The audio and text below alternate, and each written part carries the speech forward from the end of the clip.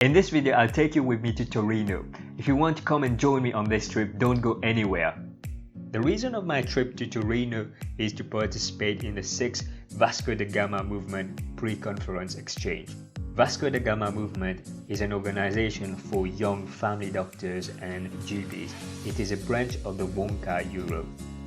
The first day I went to medical practice outside of Torino to meet the Italian host committee and also met the other delegates from different countries such as Portugal, Spain, Latvia and Poland.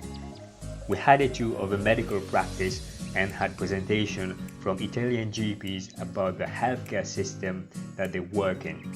Most GPs work in single-handed practice and are self-employed. Italy has their own national health service and patients don't have to pay at the point of care. GPs are remunerated on a per capita scheme.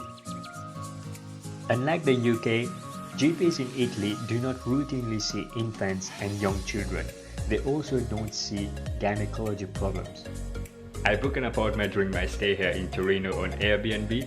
The apartment is in a good location in the city center near to Porto Nuova. The apartment I hired was spacious and had an open plan kitchen, although I didn't use a kitchen that much. The neighborhood was slightly noisy due to its proximity to the train station.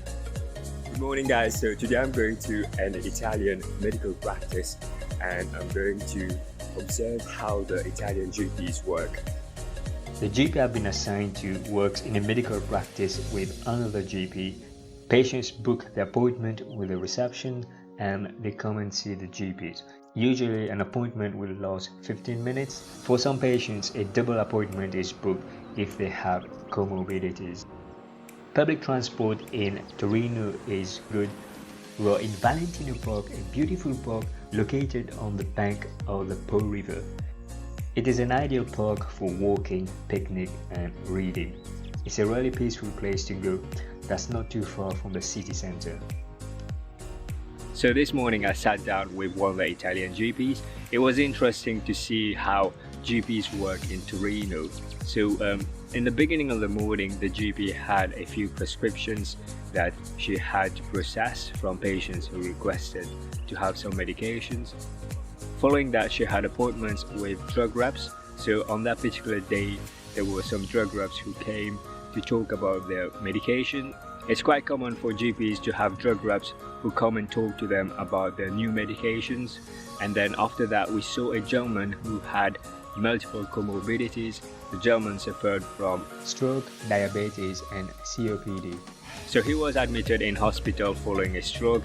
He sustained a right-sided hemiparesis and he was discharged from hospital following 3 weeks of stay, and then he came to the GP. It's interesting to see how the communication from secondary care and primary care is done in Italy. The GP saw the patient and the patient brought the set of notes from the hospital, including the discharge summary. So in the consultation, the GP read the report from the hospital and that's how she knew what was happening to the patient in the care and what has been done. The GP then has to type the relevant medical history from the discharge summary and the case notes into the IT system. So this is how they do it in Torino. When patients see the GP, they bring in the notes and any information about results from investigations. Then the GP gets to know about it and read it in front of the patient and explain what the conclusion is and if there's anything else that the patient wants to ask.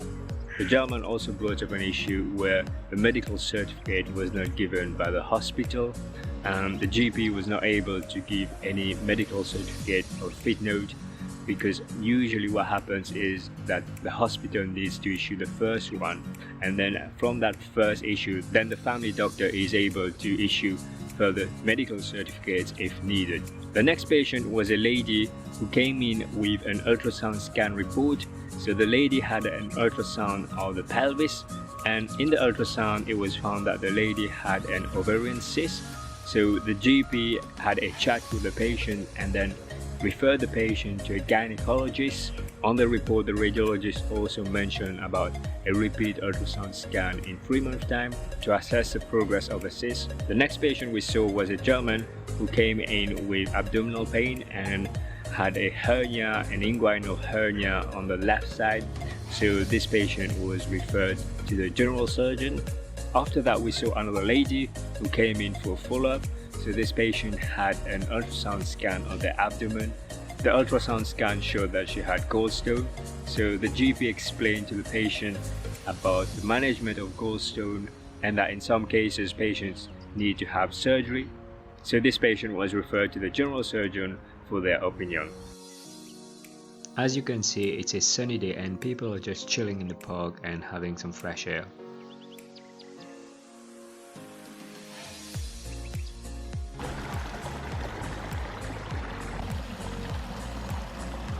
There's even a castle in the park.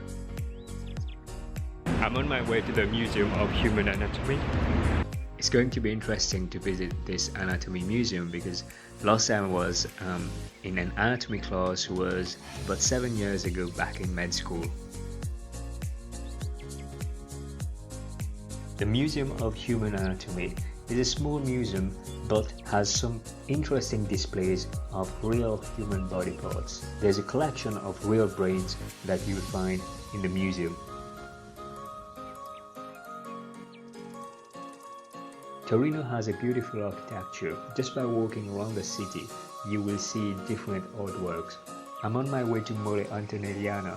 This is the pinnacle of Torino's skyline, the most iconic symbol of the city. So this building was built as a synagogue. If you have a chance, I suggest you go up because you will find a panoramic view of the city. Mole Antonelliana is the National Museum of Cinema, which house equipment and memorabilia of the earliest days of film production to the present. If you're interested in the history of cinema, then it's worth going there. There's also a section on emoji, new language that's growing so fast. You can also make your own emoji if you like. The main means of transport I used was the metro. I stopped at Principe de Caja, which is a station I need to get off to go to the venue for the 6th Vasco da Gama Movement Forum. The venue for the forum is Villa Rabbi, which is also the location for the Order of Doctors and Dentists of the province of Turin. It was interesting to listen to colleagues from Europe talking about the patient's perspective and doctor-patient relationship. Hello, we're at the Vasco da Gama Forum meeting. Hello, Vasco da Gamians. My name is Nurayim Nara. I'm from Kyrgyzstan and I'm the proxy of national delegates from Kyrgyzstan. Also, I'm the national exchange coordinator and also I'm the second year training of my residency. Hello! Hello, I'm Hilal from Istanbul. I have finished my residency 4 years ago and I'm a delegate for the Vasco da Gama. Hey. Hey, I'm Nina. I'm from Turkey, Istanbul. Nice to meet you and everyone. You don't feel that you can cope anymore, but some people what happen is that they put up a front. You bring your attention back to the present moment, so that's a wrap. Thank you very much everyone for coming.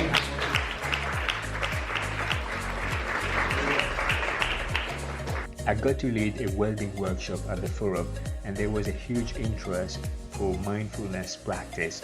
I didn't expect such an interest for welding and was very pleased to see so many doctors who found the workshop useful. This was my first time attending a Vasco da Gama Movement event and I met doctors from Europe. It was interesting to discuss how we practice medicine and what are the challenges that other doctors have in the country. I hope you found this video useful. Smash the like button if you found this video valuable and don't forget to subscribe for new video every Thursday. Take care everybody, bye bye.